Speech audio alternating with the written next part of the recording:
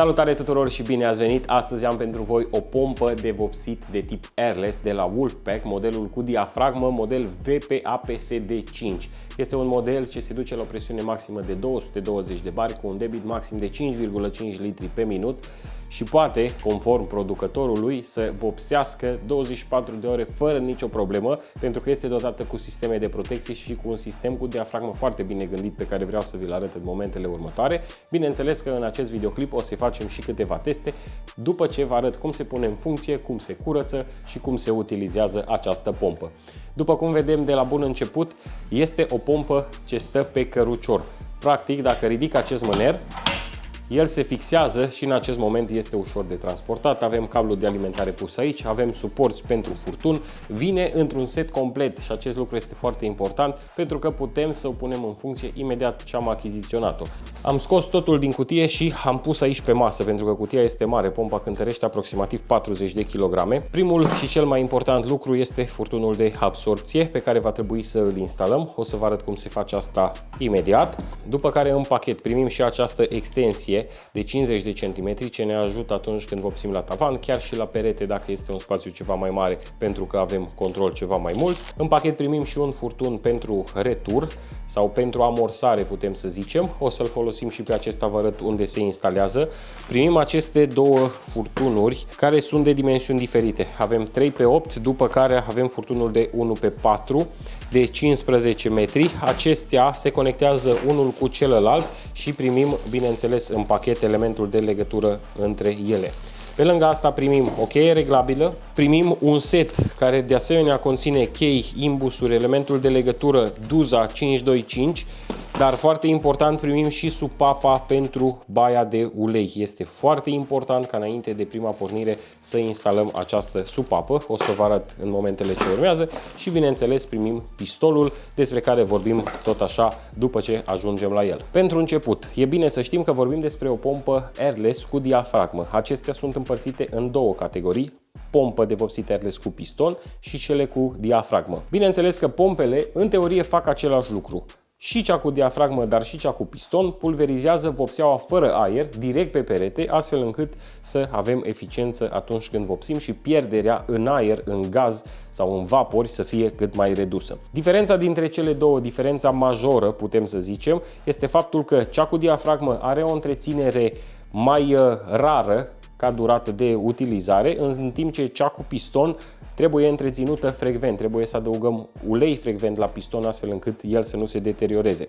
În cazul de față vedem că avem și o baie de ulei. Avem un indicator aici pentru ulei și este recomandat ca uleiul din această baie să fie înlocuit sistematic. Spre exemplu, dacă ați achiziționat-o de nouă, după primele 20-30 de ore eu personal aș schimba uleiul, după care la un interval de 100-150 de ore de asemenea se poate înlocui uleiul din ea. Uleiul are rol să răcească membrana, să o mențină în permanență în stare optimă și de aceea vedem că pompa aceasta este dotată și cu radiatoarele acestea, cu carcasa din aliaj de aluminiu, astfel încât să elimine cât mai bine temperatura. Tocmai de aceea este o pompă ce, conform producătorului, poate să funcționeze 24 de ore și în acești 24 de ore puteți vopsi aproximativ 4000 de metri pătrați. Sincer vorbind, în realitate, eu ca meseriaș, mi-e greu să cred că poți vopsi 4000 de metri pătrați de unul singur, dar cu o echipă care să lucreze de dimineața până seara s-ar putea face și această operațiune.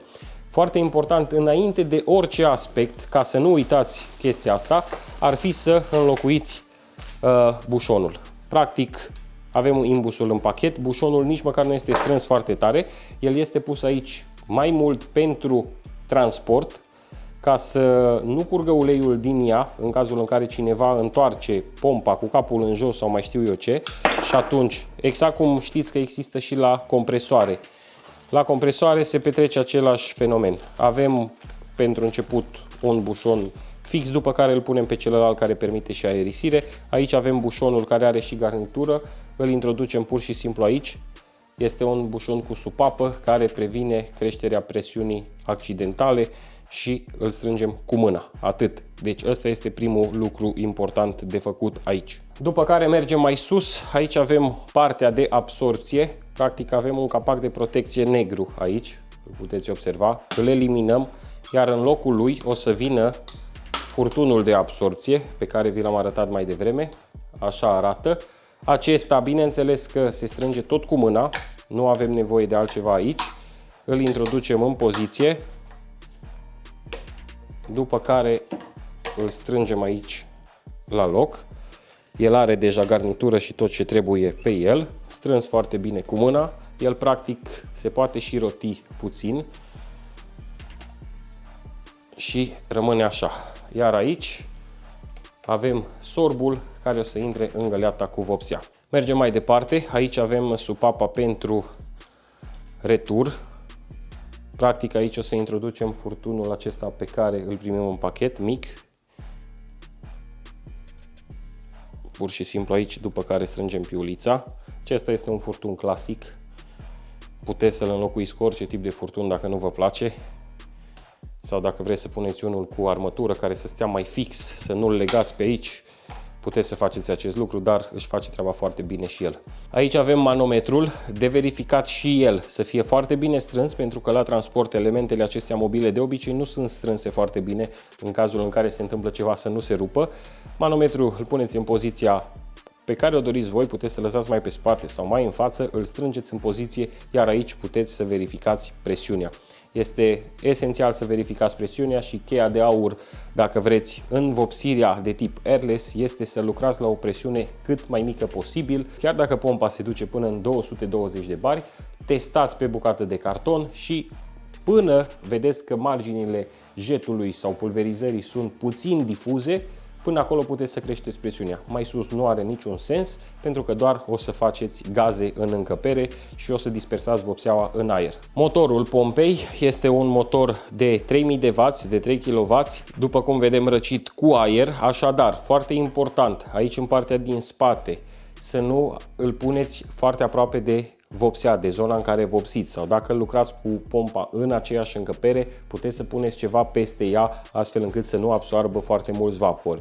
Dacă absorbe, s-ar putea să afecteze partea de răcire și ulterior, bineînțeles, să aibă nevoie de întreținere pe care nu ar trebui să o aibă. Un lucru foarte important la pompele acestea este întreținerea și curățarea pompei. Asta determină durata ei de viață. Aici apare blocul de supape, să zicem, blocul cel mai important pe care îl avem la această pompă, și anume reglajul de presiune acesta, care trebuie să fie pe deschis, deci puteți să rotiți de el spre deschis la prima utilizare. Vedeți că el deja se aude un click acolo, sare, este deschis la maxim.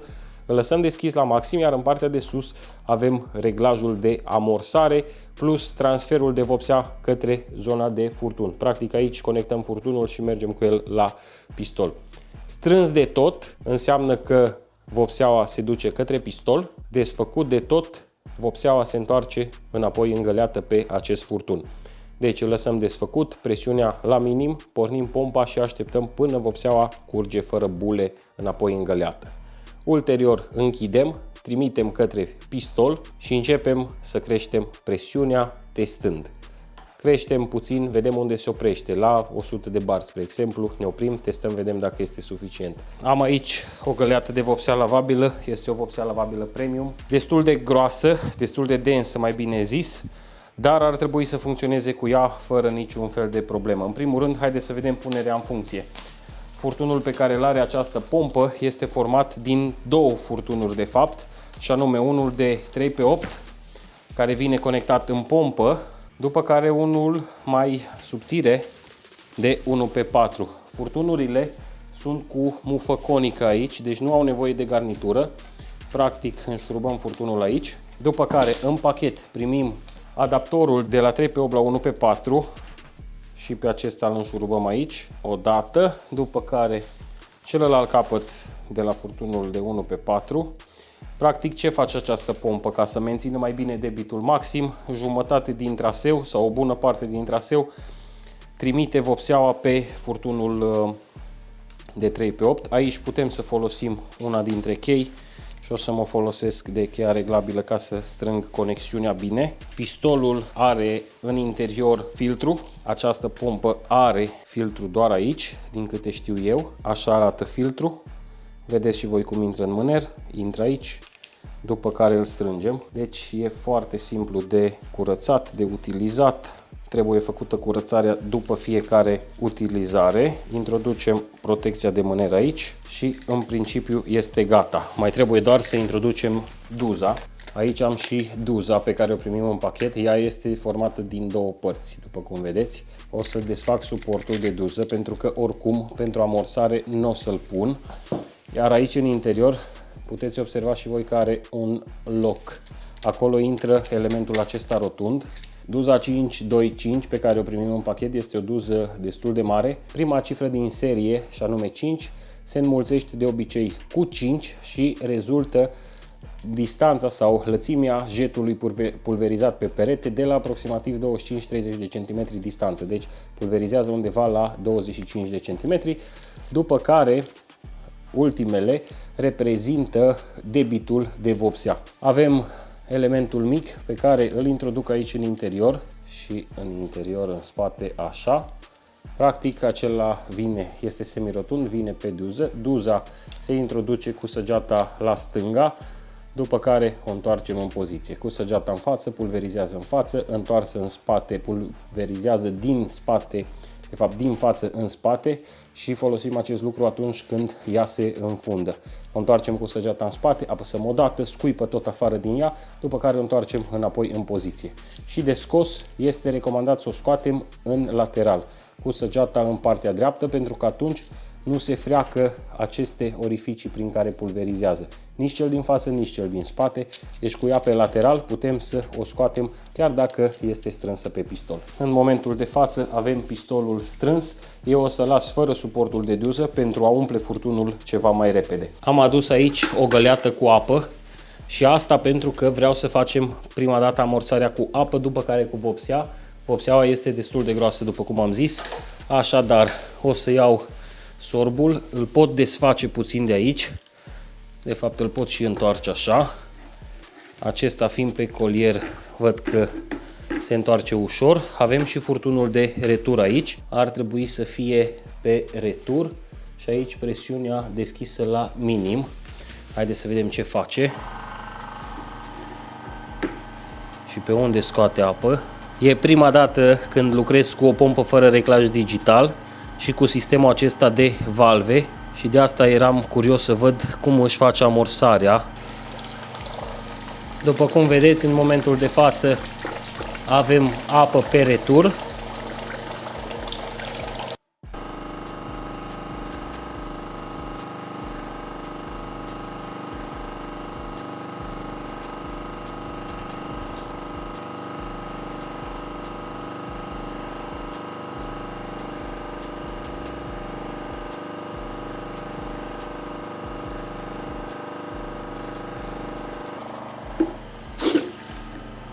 Bun, avem amorsarea făcută și ce pot să observ diferit la această pompă față de cea cu piston, spre exemplu. Sună mult mai încet și asta datorită faptului că are baie de ulei, iar reglajul îl facem de aici. Strângem puțin mai tare, ea crește în presiune puțin, se și aude pe sunet că face un sunetul puțin mai puternic, ajunge la presiunea respectivă. Spre exemplu, acum suntem undeva la 100 și puțin. Eu o să o las mai jos, undeva la 100. Așa sună la 100 de bari. În momentul de față pot să montez duza, că este amorsată. În momentul de față avem undeva la 100 de bari, pompa amorsată, vedeți cum se aude.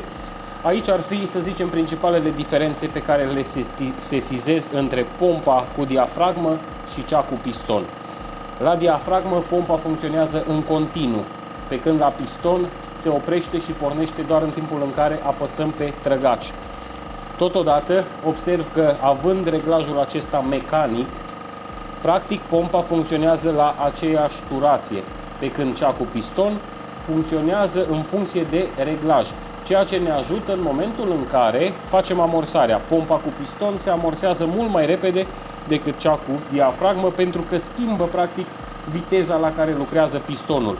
Vreau să amorsez pompa cu piston, dau presiunea la maxim, se umple repede circuitul, după care pot să încep să lucrez. Aici va trebui să așteptăm puțin mai mult până se umple tot furtunul, până ajunge aici, până se umple pompa și așa mai departe. Haideți să vedem cum funcționează. Pentru început, vă recomand să faceți câteva teste, să vedeți cum lasă jetul, de la aproximativ 30 de centimetri drept.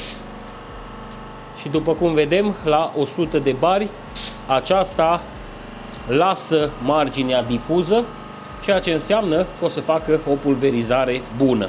Dacă vedem că în timp ce dăm pe perete nu reușește să mențină presiunea solicitată, atunci mai putem crește puțin.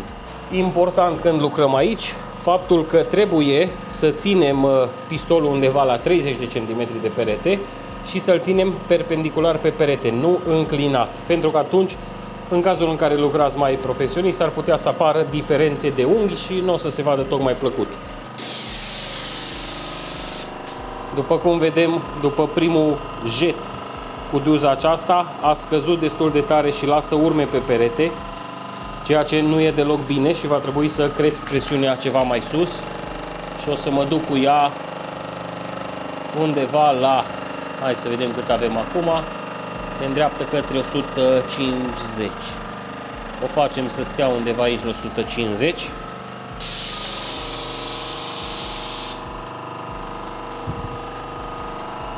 Chiar și la 150 nu este ok. Menționez că vopseaua este destul de groasă și duza este o duză mare. Mi se pare prea mare, mi se pare oarecum dusă în extrem pentru zona de lavabilă de interior, care ar trebui să funcționeze cu o duză 515, o duză 519, ceva de genul acesta. Vedeți cum rămân urmele pe perete.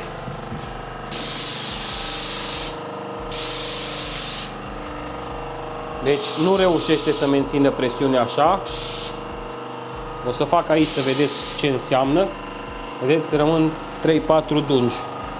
Ceea ce înseamnă că duza este prea mare și presiunea scade mult prea repede ca să poată face față. Și atunci cel mai indicat este să schimbăm duza. Acum am adus o duză 515 și văd că pompa se apropie de 200 de bari, ceea ce cu duza aceasta s-ar putea să fie prea mult.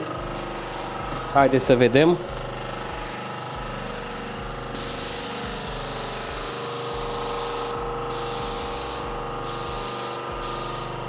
Cu 515 deja discutăm altceva.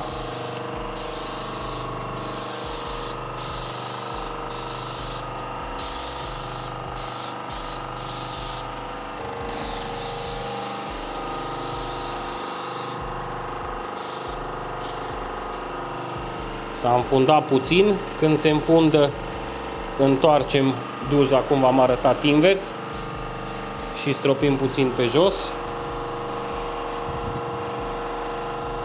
După care o întoarcem în poziția dorită.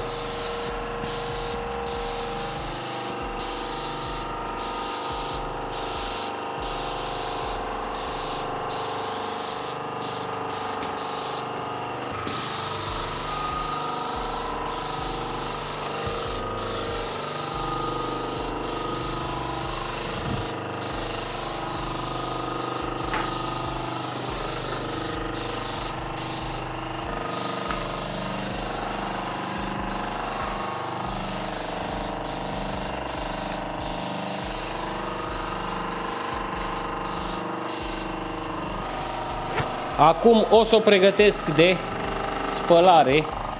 Practic deschid presiunea la 0, o dau la minim. Mai vopsesc aici la bază puțin, cu ce mai are presiune în ea, până văd că scade suficient de tare. Bun. Avem presiunea scăzută în momentul de față. Cel mai important element, dacă presiunea este la minim, începem să deșurubăm puțin partea aceasta. Vedem că a început să curgă pe retur. Lăsăm returul deoparte, lăsăm pistolul deoparte pentru că am luat presiunea de pe el și o oprim. După ce s-a oprit, scoatem sorbul. Ce am putut realiza foarte scurt, foarte rapid din testul pe care l-am făcut aici. Faptul că nu se recomandă utilizarea ei cu vopsele foarte groase. Aceasta este o vopsea foarte groasă. O vedeți și voi cum curge. Deci, pentru pompele cu diafragmă, o vopsea puțin mai diluată. Eu am aici o vopsea premium pe care am diluat-o cu 400 de ml de apă. Teoretic, pentru zona aceasta de pompă ar fi trebuit ceva mai mult, dar se descurcă bine. O consider foarte ok pentru zona de lavabil normală, pentru apartamente și, de ce nu, pentru zona de lacuri, care sunt și ele ceva mai subțiri. Lacuri, baițuri, acolo s-ar descurca bine, acolo cred că ar funcționa fără nicio problemă cu două pistoale. În cazul de față, un pistol de genul acesta este suficient. Poate chiar dacă vopseaua permite utilizarea unei duze ceva mai mici.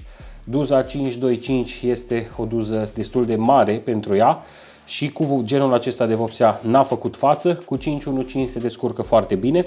Așadar, haideți să începem și procesul de curățare. Recuperăm vopseaua de pe furtun, că ăsta este un interes mare. Pe furtunul lung se acumulează de obicei destul de multă vopsea. Și cum facem acest lucru? Strângem șurubul de aici și ne ducem la găleata cu vopsea, pornim pompa și ținem apăsat exact pe buton. Putem să creștem presiunea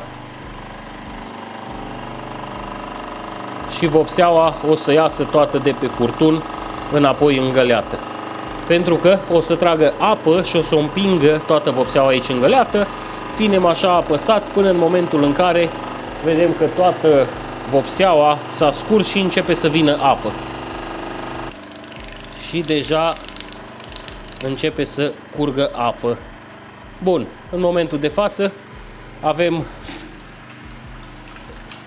avem câteva variante de curățare. Putem să oprim pompa pentru că pe aici a început să curgă deja apă, deci am recuperat vopseaua.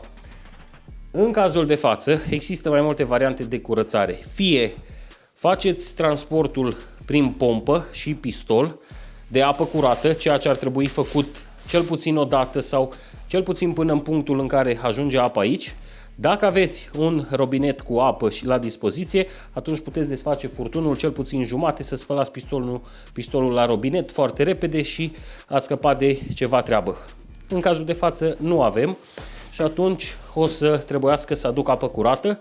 Băgăm sorbul în apă curată. Aici, zona aceasta groasă de vopsea o curățăm, după care băgăm și pe recirculare până ajunge apă curată, atât pe recirculare cât și pe furtun. Ăsta este procesul de curățare al acestei pompe.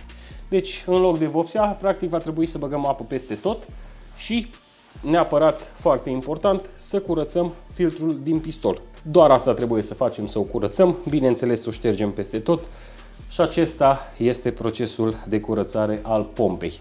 Nu o să vă țin până la capăt, că durează cel puțin 20 de minute, zic eu, până tot aduc apă curată și scoate apă curată pe pistol, dar în momentul acela știm că este curățată. Putem să facem această operațiune, exact cum o să o fac și eu. Practic o să scot filtrul și atunci o să am mai puțin de lucru, pentru că în filtru se adună de obicei multă vopsea. Și dacă eu o să scot filtrul, mare atenție să nu fie sub presiune. Acesta este filtru. Aici pot să conectez înapoi pistolul și în momentul de față filtrul pot să mă duc să-l spăl la robinet și o să curgă apă curată puțin mai repede, nu mai împinge și depunerile din filtru. Și exact așa se poate face curățarea mai repede. Bineînțeles că la final, după ce curge apă curată, ar fi indicat să punem și duza ca să pulverizăm și prin duză apă curată și atunci se curăță și ea. Și acesta ar fi procesul de curățare pentru pompa cu diafragmă. Dacă vreți să aflați mai multe informații despre ea, găsiți link în descrierea videoclipului. Scrieți-mi în secțiunea de comentarii voi ce preferați, pompa cu diafragmă sau pompa cu piston, pe care le folosiți, sau dacă folosiți pompe airless, ce pompe airless folosiți. Dacă v-a plăcut, nu ezitați să-mi dați un like, un share și să vă abonați la acest canal, pentru că este gratuit. Sunt David și până data viitoare, vă salut!